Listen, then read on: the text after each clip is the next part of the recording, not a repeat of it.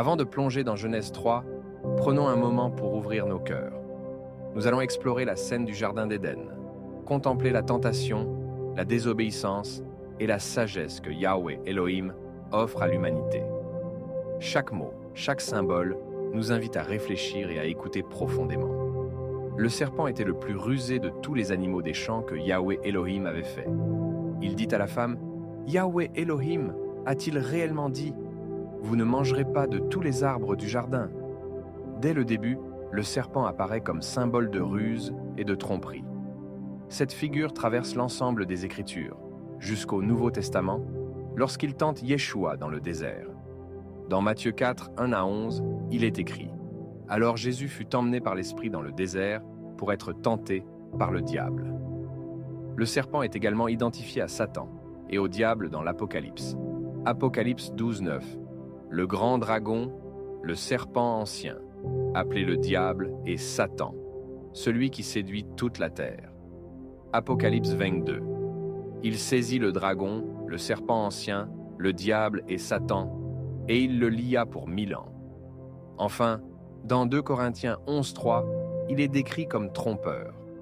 Mais je crains que, comme le serpent a trompé Ève par sa ruse, vos pensées ne se corrompent de la simplicité qui est en Christ. Certaines traditions symboliques anciennes décrivent le serpent comme possédant des membres avant la chute, ressemblant à un serpent-dragon.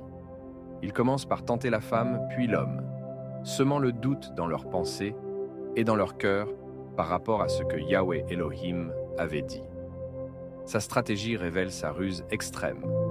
Il ne se contente pas de provoquer la désobéissance. Il attaque la confiance en Elohim et le discernement intérieur, manipulant la réflexion et les émotions pour provoquer la chute. Une situation analogue se retrouve lorsque le peuple d'Israël est avec Aaron, tandis que Moïse monte sur le mont Sinaï. L'Écriture dit « Nos pères ne voulurent pas lui obéir. Ils le repoussèrent et tournèrent leur cœur vers l'Égypte en disant à Aaron « Fais-nous des dieux qui marchent devant nous. Car ce Moïse qui nous a fait sortir du pays d'Égypte, nous ne savons ce qu'il est devenu. » Acte 7, 39-40.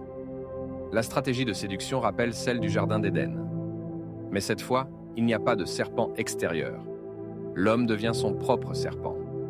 Il laisse ses pensées le tromper et produit la désobéissance. Cette image est profonde. De même que Moïse éleva le serpent d'airain sur le bois, Nombre 20 et 1, 8-9, représentant le corps du péché cloué et mis à mort à la croix, Yeshua a porté en lui ce corps du serpent, c'est-à-dire la chair pécheresse, pour l'ôter définitivement par son sacrifice. Romains 8, 3. Ainsi, l'homme livré à lui-même devient comme la descendance du serpent, animé par des pensées charnelles ennemies de Yahweh Elohim. La scène du Sinaï reflète celle du jardin. L'absence apparente de Yahweh Elohim devient une occasion de tentation. Mais il faut préciser que c'était Moïse qui portait la voix de Yahweh Elohim au peuple. Son absence fut perçue comme celle de Yahweh Elohim lui-même, un type de silence et d'éloignement qui mit leur foi à l'épreuve. Dans ce contexte, Moïse représente la voix de Yahweh Elohim. Aaron prend le rôle d'Adam en tant que responsable. Le peuple, comme Ève dans le jardin, est confronté à l'épreuve. Dans les deux cas, Yahweh Elohim avait déjà parlé clairement avant l'épreuve. Dans le jardin, il avait donné à Adam l'ordre de ne pas manger du fruit de l'arbre.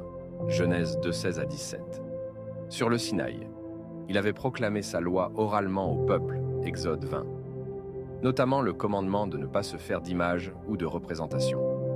Pourtant, le peuple, oubliant cette parole et se laissant guider par ses émotions et ses raisonnements, se pousse lui-même à pécher en demandant à Aaron de fabriquer une idole.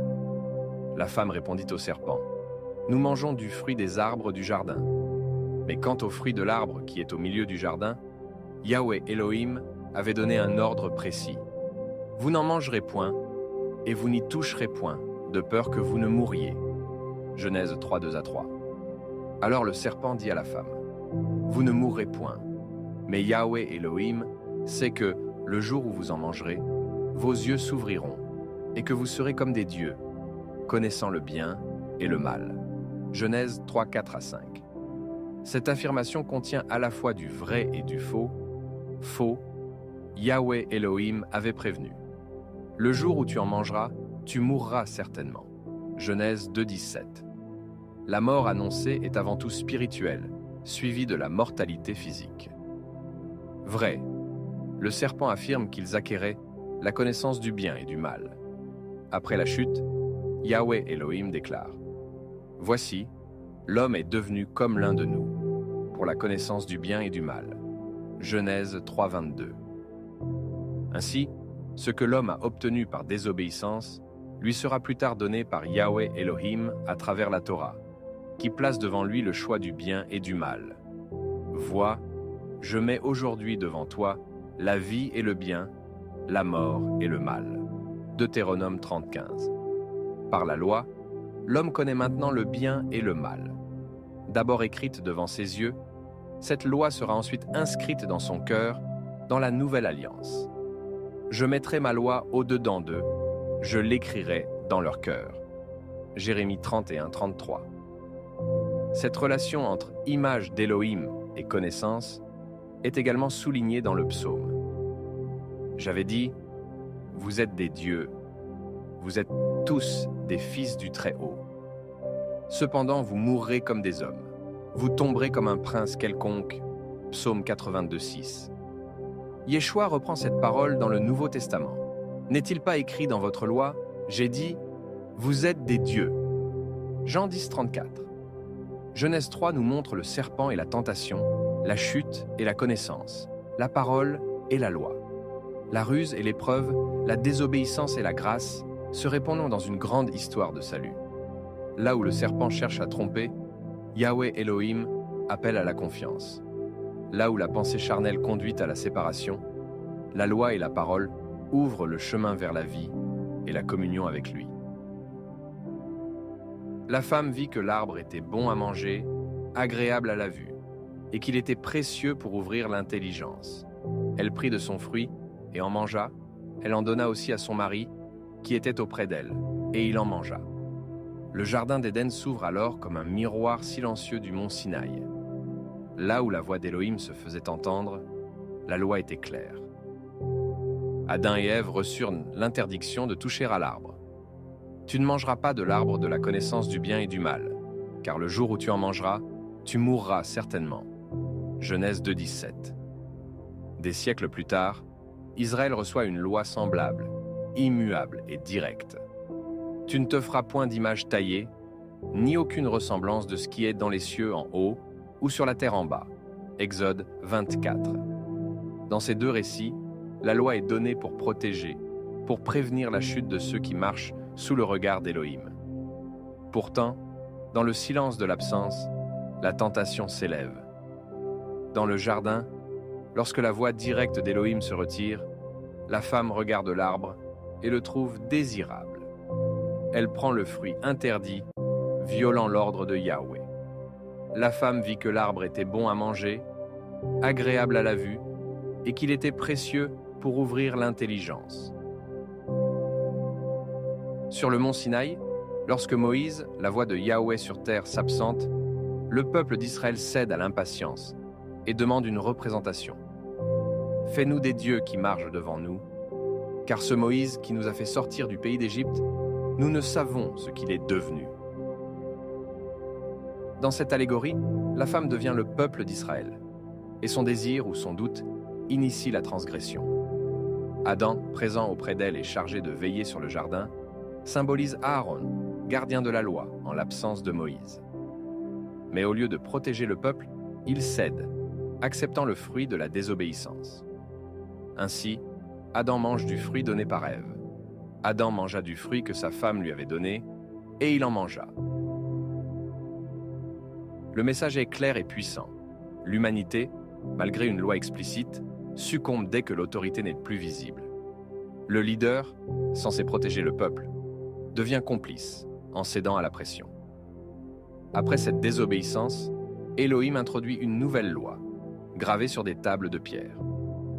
Moïse reçoit ces nouvelles tables après la faute du veau d'or. Yahweh dit à Moïse, « Taille-toi 2 tables de pierre comme les premières, Exode 34, 1. La notion de voir devient centrale. La désobéissance commence par ce qu'Ève voit.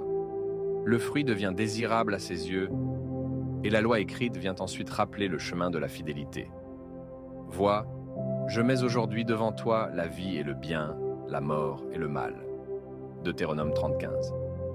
Désormais, Israël peut voir clairement, par l'Écriture, le chemin du bien et du mal, renforçant ainsi la responsabilité du choix conscient.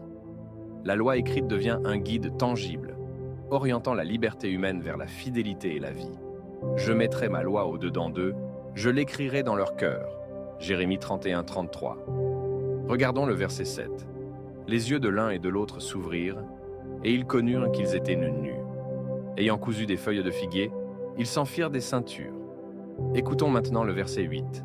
Alors, ils entendirent la voix de Yahweh Elohim qui parcourait le jardin vers le soir. L'homme et sa femme se cachèrent loin de la face de Yahweh Elohim, au milieu des arbres du jardin. Le verset 9 nous dit « Mais Yahweh Elohim appela l'homme et lui dit « Où es-tu » Et le verset 10, il répondit « J'ai entendu ta voix dans le jardin, et j'ai eu peur, parce que je suis nu et je me suis caché. » Écoutons le verset 11.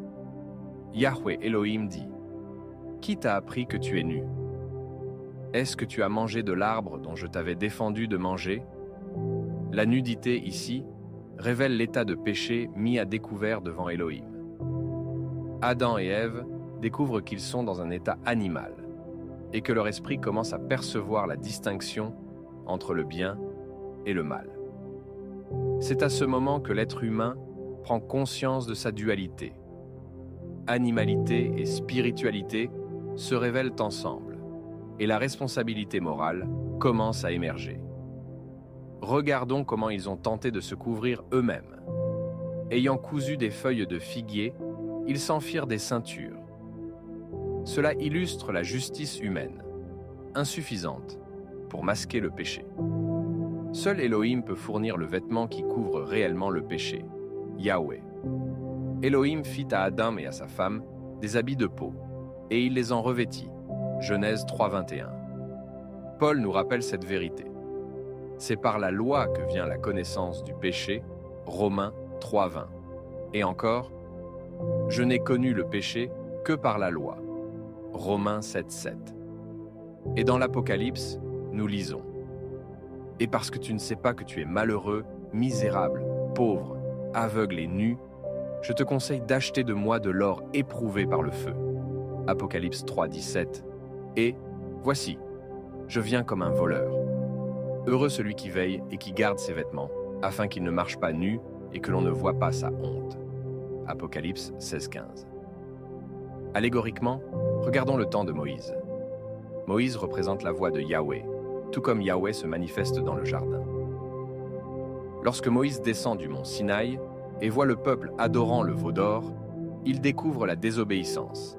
Moïse retourna et descendit de la montagne, les 2 tables du témoignage dans sa main. Exode 32:15. Tout comme Adam et Ève furent surpris par la présence de Yahweh dans le jardin, le peuple fut surpris par le retour de Moïse qu'il n'attendait en plus.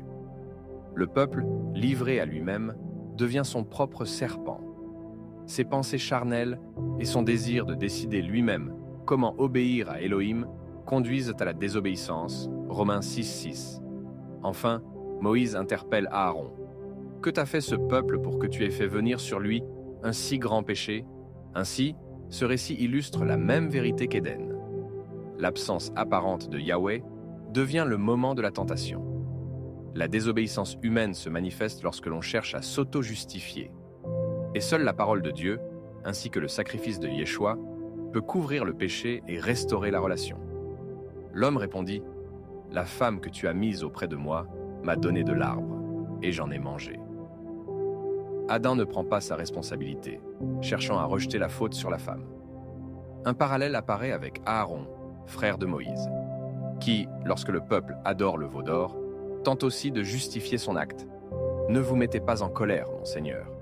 Tu sais que ce peuple est sujet à la méchanceté. » Exode 32:22. Il explique encore « J'ai dit au peuple que chacun se dégage de ses ornements, et ils me les ont donnés. et je les ai jetés dans le feu, et ce veau en est sorti. Exode 32, 24. Comme Adam, Aaron cherche à se déresponsabiliser, blâmant d'autres pour son manquement. La leçon est claire. L'être humain tend à masquer sa faute par le mensonge ou la justification. Mais devant Elohim, la vérité finit toujours par se révéler. Yahweh. Elohim dit à la femme, « Pourquoi as-tu fait cela ?»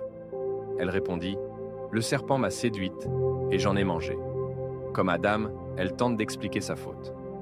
Aaron, face à Moïse, décrit la faiblesse du peuple plutôt que de confesser sa responsabilité. Tu sais que ce peuple est sujet au mal. Exode 32, 22. Le corps et les pensées humaines deviennent leur propre serpent. Séduits, ils se laissent entraîner dans la désobéissance. Aaron, en tant qu'intermédiaire, révèle la chute du peuple, et par là, comment les désirs et la nature charnelle éloignent l'homme de l'obéissance à Elohim. Puis, Yahweh Elohim s'adresse au serpent. « Puisque tu as fait cela, tu seras maudit entre tout le bétail et entre tous les animaux des champs. Tu marcheras sur ton ventre et tu mangeras de la poussière tous les jours de ta vie. » Il ajoute, « Je mettrai inimitié entre toi et la femme, entre ta postérité et sa postérité. Celle-ci t'écrasera la tête et tu lui blesseras le talon. » Allégoriquement, le serpent représente non seulement la ruse et la tentation extérieure, mais aussi l'état intérieur de l'homme livré à ses désirs charnels et à ses pensées corrompues. La postérité du serpent correspond à la nature humaine corrompue, l'homme animal qui agit selon ses instincts et sa chair. La postérité de la femme symbolise la dimension spirituelle et rédemptrice, celle qui s'oppose au péché et triomphe finalement par Yeshua. Ce schéma se retrouve dans l'histoire d'Israël au Sinaï. Et, en ces jours-là, ils firent un veau, ils offrirent un sacrifice à l'idole et se réjouirent de l'œuvre de leurs mains. Alors Dieu se détourna et les livra au culte de l'armée du ciel. Actes 7, 41 à 42. Israël, livré à ses désirs charnels, reproduit le modèle du serpent. Se détourner de la voie de Dieu, représentée par Moïse, et se réjouir dans ses propres œuvres. La conséquence est la même. Distance avec Elohim et emprise du péché. Yeshua reprend cette image dans le Nouveau Testament. Certains, refusant de croire en lui, suivent la nature du serpent. Vous avez pour père le diable et vous voulez accomplir les désirs de votre père. Il a été meurtrier dès le commencement et il ne se tient pas dans la vérité car il n'y a pas de vérité en lui. Jean 8, 44. Jean-Baptiste appelle les pharisiens et les sadducéens une race de vipères, Matthieu 3, 7, dénonçant leur duplicité et leur nature pécheresse. Paul souligne la dualité de ces postérités. Mais, selon ce qui avait été annoncé, celui qui était né selon la chair persécuta celui qui était né selon l'esprit. Il en est de même aujourd'hui. Galates 4, 29. La postérité qui écrase la tête du serpent, c'est celle en Yeshua. Le Dieu de paix écrasera bientôt Satan sous vos pieds. Que la grâce de notre Seigneur Jésus-Christ soit avec vous. Romains 16, 20. Yahweh Elohim dit à la femme, « J'augmenterai la souffrance de tes grossesses. Tu enfanteras avec douleur, et tes désirs se porteront vers ton mari, mais il dominera sur toi. » La femme symbolise Israël selon la chair, soumis à la loi et aux contraintes humaines avant l'avènement du Messie. La douleur de l'enfantement et les désirs conflictuels illustrent la tension entre la nature humaine et l'ordre divin, et la nécessité de la rédemption spirituelle. La postérité de la femme représente la dimension spirituelle, celle qui triomphe du péché et du serpent, tandis que la postérité selon la chair, Israël sans Christ, reste sous la loi et la condamnation. Cette parole annonce la victoire ultime du Messie sur le péché et sur Satan. Nous retrouvons cette image prophétique dans Apocalypse 12, 2 à 5. Elle était enceinte et criait, étant en travail et dans les douleurs de l'enfantement. Puis, et elle enfanta un fils, un homme qui doit paître toutes les nations avec une verge de fer. Ce fils est Yeshua, celui qui écrase la tête du serpent. Paul rappelle ce plan dans Galates 3, 16 et 4, 29. Les promesses ont été faites à Abraham et à sa postérité et à ta postérité. c'est-à-dire Christ. Ainsi se dessinent deux trajectoires. Israël selon la chair, soumis à la loi, souffrant en attente du Messie. Christ, la postérité selon l'Esprit, qui triomphe sur le serpent et le péché. Romains 16:20 confirme l'accomplissement de cette promesse. Le Dieu de la paix écrasera bientôt Satan sous vos pieds. La victoire annoncée dès l'Éden se réalise pleinement en Christ, donnant la liberté par l'Esprit et non par la chair, inaugurant la rédemption et la vie spirituelle. Yahweh Elohim dit à l'homme, « Puisque tu as écouté la voix de ta femme et que tu as mangé de l'arbre au sujet duquel je t'avais donné cet ordre, tu n'en mangeras point, le sol sera maudit à cause de toi. C'est à force de peine que tu en tireras ta nourriture tous les jours de ta vie. » Le verset poursuit, « Il te produira des épines et des ronces, et tu mangeras l'herbe des champs. » Allégoriquement, le sol maudit symbolise toute la création qui souffre à cause du péché de l'homme. La malédiction n'affecte pas seulement l'homme, mais le monde entier. Le travail devient pénible, les obstacles nombreux, la chair sujette à la corruption et aux souffrances. Les épines et les ronces incarnent les douleurs inhérentes à la condition humaine et, manger à force de peine, illustrent le combat quotidien pour subsister dans un monde marqué par le péché. Paul souligne cette attente de rédemption. La création attend avec un ardent désir la manifestation des fils de Dieu. Elle soupire et souffre les douleurs de l'enfantement jusqu'à maintenant. Romains 8, 19 à 22. De la même manière, Israël selon la chair endure la loi et la condamnation, en attente du Messie. Les promesses faites à Abraham trouvent leur accomplissement en Christ. Les promesses ont été faites à Abraham et à sa postérité. Il n'est pas dit « et aux postérités » comme s'il s'agissait de plusieurs, mais à ta postérité, qui est Christ. Galates 3,16. La malédiction et la souffrance précèdent la naissance spirituelle de l'homme en Christ et l'avènement de la Jérusalem céleste. Une nation naîtra en un jour, Ésaïe 66,8. Mais la Jérusalem d'en haut est libre, c'est elle qui est notre mère. Galates 4,26. Ainsi, Adam et Israël, selon la chair, subissent le sol maudit, la peine et la souffrance, tandis que la postérité selon l'Esprit en Christ triomphe de la malédiction et ouvre la voie à la liberté spirituelle. Le verset 19 ajoute « C'est à la sueur de ton visage que tu mangeras du pain, jusqu'à ce que tu retournes dans la terre d'où tu as été pris, car tu es poussière et tu retourneras dans la poussière. » Adam représente l'humanité entière, liée à la chair et à la poussière. La malédiction révèle que l'homme, dans sa condition naturelle, doit travailler durement pour se nourrir. Pendant 6 jours, il peine pour tirer son pain de la terre, illustrant la condition de l'homme sous la loi et dans un monde déchu. Le corps, soumis à la corruption et à la mort, retourne à la poussière, comme Yeshua le confirme. Or je dis ceci, frères, la chair et le sang ne peuvent hériter le royaume de Dieu, ni la corruption n'hérite l'incorruptible. Première épître aux Corinthiens 15:50. Plus loin dans l'histoire biblique, Dieu prépare le salut et le repos à travers des types prophétiques. Noé, dont le nom signifie « repos », préfigure Yeshua, qui apporte la véritable délivrance de la malédiction de la chair. Yeshua inaugure un chemin où ceux qui le suivent ne sont plus soumis à l'inquiétude pour le pain ou la vie. Ne vous inquiétez donc pas, disant « Que mangerons-nous? Que boirons-nous? De quoi serons-nous vêtus? » Cherchez premièrement le royaume de Dieu et sa justice, et toutes ces choses vous seront données par-dessus. Matthieu 6:31 à 33. Ainsi, l'humanité, représentée par Adam, souffre et travaille pendant 6 jours. Mais Yeshua offre le repos spirituel et la provision divine, accomplissant ce que la création ne peut atteindre seule. Adam donna à sa femme le nom d'Ève, car elle a été la mère de tous les vivants. Ève représente Israël selon la chair. En parallèle, la Jérusalem céleste symbolise Ève spirituelle. Elle est la mère de tous ceux qui sont vivants en Christ, de tous ceux qui appartiennent à Dieu selon l'Esprit. Comme le souligne Paul, « Mais la Jérusalem d'en haut est libre, c'est elle qui est notre mère. » Galates 4:26.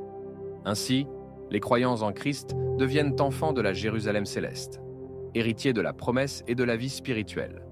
Ésaïe confirme « Tous tes enfants seront enseignés par l'Éternel, et grande sera la paix de tes enfants. » Ésaïe 54, 13.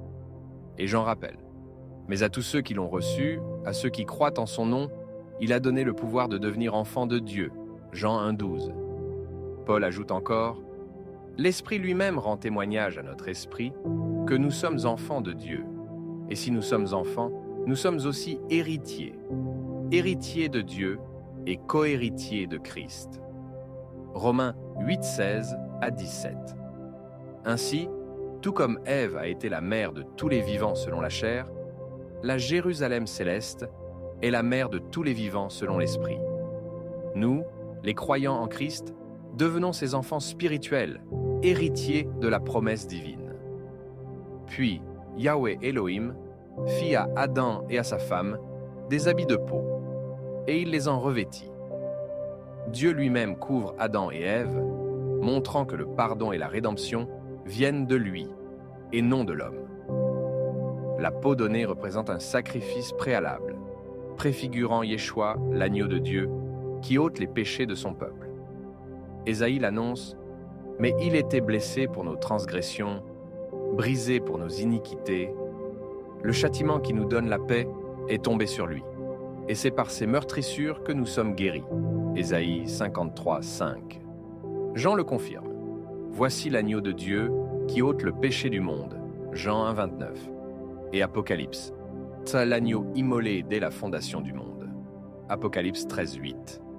Paul rappelle, « En lui Dieu nous a choisis avant la fondation du monde, pour que nous soyons saints et irrépréhensibles devant lui. » Éphésiens 1, 4. Hébreux souligne encore, « Ouaj, sans effusion de sang, il n'y a pas de pardon. » Hébreux 9, 22. Apocalypse précise, « Ce sont ceux qui viennent de la grande tribulation. Ils ont lavé leurs robes et les ont blanchis dans le sang de l'agneau. » Apocalypse 7, 14. Enfin, Paul exhorte, « Revêtez-vous de l'homme nouveau, créé selon Dieu dans la justice et la sainteté, qui viennent de la vérité. » Éphésiens 4, 24. Et Apocalypse conseille, « Je te conseille d'acheter de moi de l'or éprouvé par le feu, afin que tu deviennes riche, et des vêtements blancs, afin que tu sois vêtu, et que la honte de ta nudité ne paraisse pas. » Apocalypse 3, 18. Ainsi, Yahweh Elohim fournit lui-même la couverture et le pardon. Symboliquement, Yeshua est l'agneau choisi pour couvrir l'homme devant Dieu, laver sa robe de péché et permettre l'accès à la vie et à la justice. Yahweh Elohim dit, « Voici, l'homme est devenu comme l'un de nous, pour la connaissance du bien et du mal. Empêchons-le maintenant d'avancer sa main, de prendre de l'arbre de vie, d'en manger et de vivre éternellement. » Après sa désobéissance, l'homme a acquis la connaissance du bien et du mal, mais sans la capacité divine de rester dans le bien. Il est désormais conscient, mais corrompu. S'il avait mangé de l'arbre de vie dans cet état, il aurait vécu éternellement dans le péché et la corruption. Dans sa grâce, Dieu ferme l'accès à l'arbre de vie, non comme une punition définitive, mais comme une protection, en attendant l'œuvre de rédemption. L'arbre de vie réapparaît plus tard dans la révélation finale. À celui qui vaincra, je donnerai à manger de l'arbre de vie, qui est dans le paradis de Dieu. Apocalypse 2,7, et encore, heureux ceux qui lavent leurs robes, afin d'avoir droit à l'arbre de vie et d'entrer par les portes dans la ville. Ainsi, l'accès à l'arbre de vie est fermé pour Adam, mais il est rouvert en Christ. Le premier homme est écarté du chemin de l'éternité par le péché. Le nouvel homme en Christ retrouve cet accès par la croix et la résurrection. Paul exprime ce contraste. Ainsi donc, comme par une seule offense, la condamnation a atteint tous les hommes, de même par un seul acte de justice. La justification qui donne la vie s'étend à tous les hommes. Romains 5, 18. Puis, Yahweh Elohim chassa l'homme du jardin d'Éden, afin qu'il cultivât la terre d'où il avait été pris. Adam est ainsi privé de la présence directe de Dieu à cause de sa désobéissance. Israël, en parallèle, subit un sort similaire. Comme le dit Nombre 14, 32 à 33, vos cadavres tomberont dans le désert, et vos enfants feront paître pendant 40 ans dans le désert, et porteront la peine de vos infidélités, jusqu'à ce que vos cadavres soient consumés dans le désert. Jérusalem, ayant rejeté le Messie, subit le même jugement prophétisé par Matthieu. Jérusalem, Jérusalem, qui tue les prophètes et qui lapide ceux qui te sont envoyés. Voici votre maison vous sera laissée déserte. Matthieu 23, 37 à 38. Et encore, et tout le peuple répondit, que son sang retombe sur nous et sur nos enfants. Matthieu 27, 25. Luc ajoute, des jours viendront sur toi où tes ennemis t'environneront de tranchées. Ils ne laisseront pas en toi pierre sur pierre, parce que tu n'as pas connu le temps où tu as été visité. Luc 19, 41 à 44. Israël, selon la chair, ayant rejeté le Messie, a connu la destruction du temple en 70. La dispersion du peuple et la persécution, comme le souligne Apocalypse 18, 24, et l'on a trouvé chez elle le sang des prophètes, des saints et de tous ceux qui ont été égorgés sur la terre. Mais une autre réalité s'ouvre pour ceux en Christ. Mais la Jérusalem d'en haut est libre. C'est notre mère. Galates 4, 26. Et encore, vous vous êtes approchés de la montagne de Sion, de la cité du Dieu vivant, la Jérusalem céleste, des myriades qui forment le cœur des anges, de l'assemblée des premiers-nés inscrits dans les cieux. Hébreux 12, 22 à 23. Ainsi, si Adam et Israël selon la chair sont chassés du lieu de la présence divine, ceux qui sont en Christ entrent dans la Jérusalem céleste, le véritable Éden, et retrouvent la vie, la communion avec Dieu et la promesse éternelle. C'est ainsi que Yahweh Elohim chassa Adam, et il mit à l'orient du jardin d'Éden les chérubins qui agitent une épée flamboyante pour garder le chemin de l'arbre de vie. Allégoriquement, Adan, selon la chair, représente le peuple juif et les responsables religieux de son temps. Yeshua rappelle cette vérité. Le royaume de Dieu vous sera enlevé et sera donné à un peuple produisant ses fruits. Matthieu 20 et 1,43. Le placement des chérubins à l'Orient, pour garder l'accès à l'arbre de vie, reflète aussi l'orientation de la porte principale du temple à Jérusalem, située à l'est. La sortie d'Adam vers l'Orient symbolise la mise hors du temple terrestre, conséquence de la désobéissance et du refus d'entrer dans le royaume selon la chair. La parole de Genèse souligne « Il mit à l'orient du jardin d'Éden les chérubins qui agitent une épée flamboyante pour garder le chemin de l'arbre de vie. » Genèse 3, 24. Ézéchiel renforce ce symbolisme. La gloire du Seigneur vient de l'Orient, et l'entrée principale du temple est à l'Est. Ézéchiel 43, 1 à 2. Ainsi, la sortie d'Adam vers l'Orient illustre la perte d'accès direct à la présence divine par la chair. Seul le chemin de l'Esprit, révélé en Christ, peut rétablir cette communion et permettre d'entrer à nouveau dans la vie de l'arbre de vie. À très bientôt pour la suite. Si le Père Céleste le permet, Shalom.